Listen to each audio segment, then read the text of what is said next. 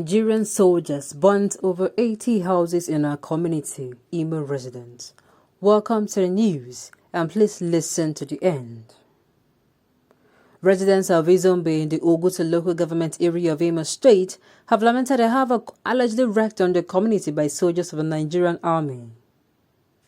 The distraught indigents told Punch that the value of property destroyed by soldiers in their community was not less than 1 billion naira. According to them, soldiers who were on reprisal attack burnt no fewer than 80 houses, many cars and economic trees. The soldiers attached to the 35 Artillery Brigade Obinzi Owerri reportedly clashed with the youth of a community. In the process, a youth was killed, 2 soldiers murdered, their vehicle burnt, and 3 rifles snatched. In a revenge mission, the army invaded the community in many vehicles, including armored personnel carriers, and allegedly destroyed many properties. The development caused the indigents of the community, especially women and children, to flee the area. A community leader, ş0LD1, had said that the damage the Nigerian army had done to the community would not be addressed in the next 30 years. Nnadi, who is a pastor in charge of He Reigns Chapel Owerri, said the people had become refugees in neighboring communities. A man, Kennedy Ike, whose house and that of his 2 children were razed during the operation, said his life has been made miserable.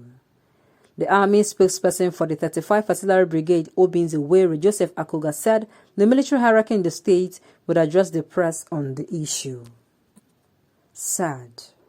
Very, very sad indeed. Very sad indeed. 2 wrongs can never, ever make a right. Information got into us was that how did this whole thing start? That a particular youth was killed, youth that his community members said were innocent, that he was killed. He was falsely accused and killed. And in anger, a mob attack, and the persons who killed him, 1 or 2, I'm not really sure, but 1 or 2 persons, I think 2 soldiers, or 1 of them, he was also killed. And what happened? That the army, this particular people acted out of anger and not thinking rationally. The army too stormed the whole community, burning houses, saying kill on sight anyone you see. And I keep saying kill on sight. In that community, there are children, there are women, there are nursing mothers, there are pregnant women, there are old women, there are a lot of people. There are also young men and old men. Now, is this the way forward? 2 wrongs can never make a right. Never. Never.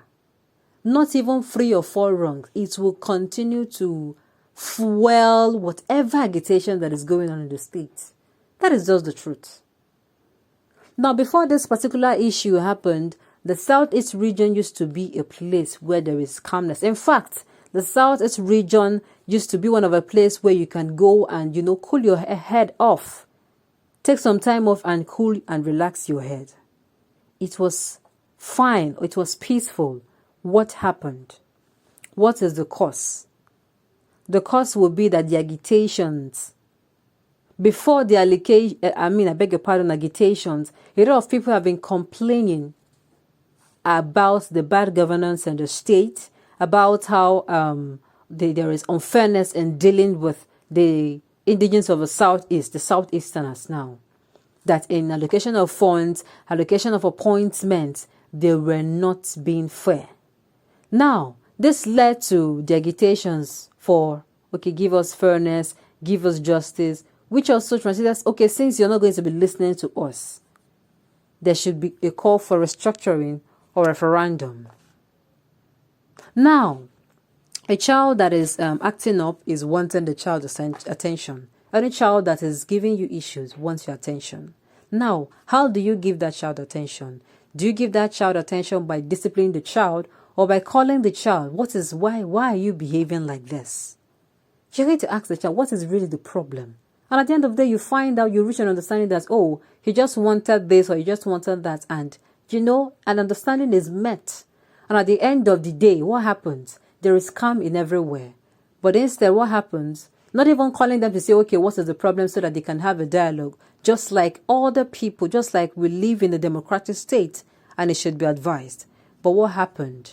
Things take a bitter turn, or things took an ugly turn.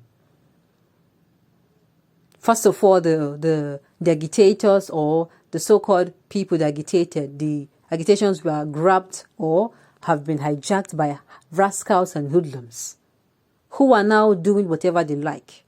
And as if that is not enough, the people of the Southeast region are even the ones suffering all this. Then the federal government recently said, okay, in Anambra State there will be an emergency rule, and also deployed soldiers to the state. Now I'm asking, deploying soldiers to the state is it now the issue?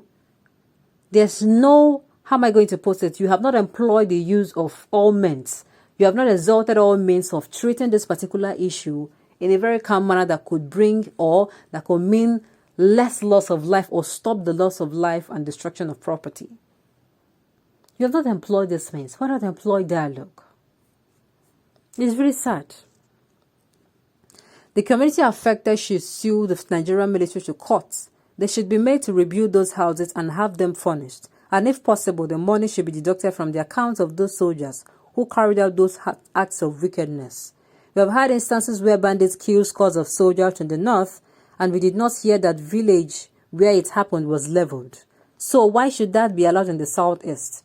The people that matter should rise up and condemn this act in its totality. If not this, and even more will continue to happen. Enough is enough. Oh my goodness. Most of those soldiers cannot build a house in their lifetime. The Nigerian army would not wake up and go straight to any community and destroy the resident apartments when the numerosity of the state did not invite them. This is so saddening. This is so saddening. Bandits, ISWAP and Boko Haram always burn houses, and whenever they attack, Nigerian soldiers always burn. Nigerian soldiers always burn houses whenever they attack. The same mission, the same modus operandi, the same goal. No difference between Nigerian uniformed soldiers and Nigerian non-uniformed soldiers, bandits. This is very sad. It's saddening indeed. When they are killed like chicken, I pity the innocent one. If your parents are in force, go and pray, because some of the generations to come will suffer for their evil. It is so sad. It is disgusting that Northern soldier burns 80 houses in his IMO community, and they cannot burn a single hut in Northern village. It is very, very saddening. Why are the military operating like a terrorist again, or what is actually going on in this country? It is only in the south. It is only in the south and middle belt that Nigerian soldiers know how to burn houses anytime one of them is killed. But countless of them have been killed up north, and we have never heard that they set the village on fire. Now, what is all of this telling you? And you keep saying that we must be won by force. Where does that happen? Sad indeed. On this note, we have come to the end of the news. We say thank you for tuning in to listen. And please do subscribe to our channel. Thank you, and have a great day ahead.